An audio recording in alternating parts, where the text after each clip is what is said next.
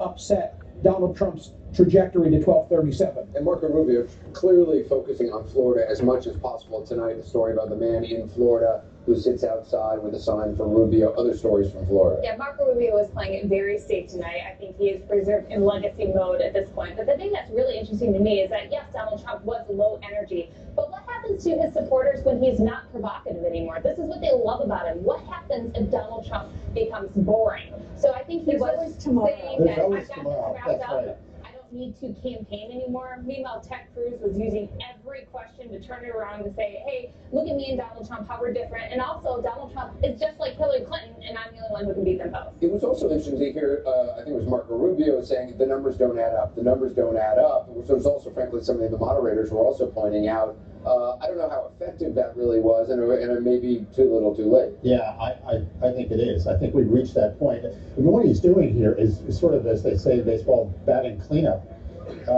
He talked about the Supreme Court. Yeah. I mean, he sounded like Ted Cruz. He also said, quote unquote, I like Ted. Yeah. I mean, the whole tone was different.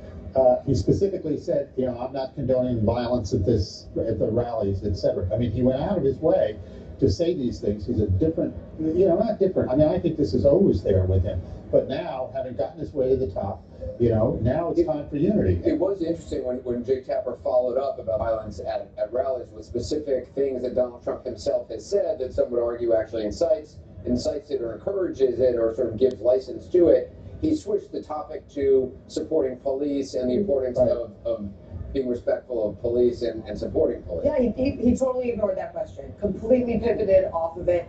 I think it's fascinating that a day after a Trump supporter punches a protester at one of his rallies, he, at the end of this debate, calls for unity. Just amazing. And you saw the other candidates playing to this unspoken new rule where they're going to be split. There was a moment where Marco Rubio was talking about Donald Trump's position on Israel, and he said, I don't think this is what you intended, Donald, but here's what this sounds. I mean, that is just, it doesn't get any nicer than that.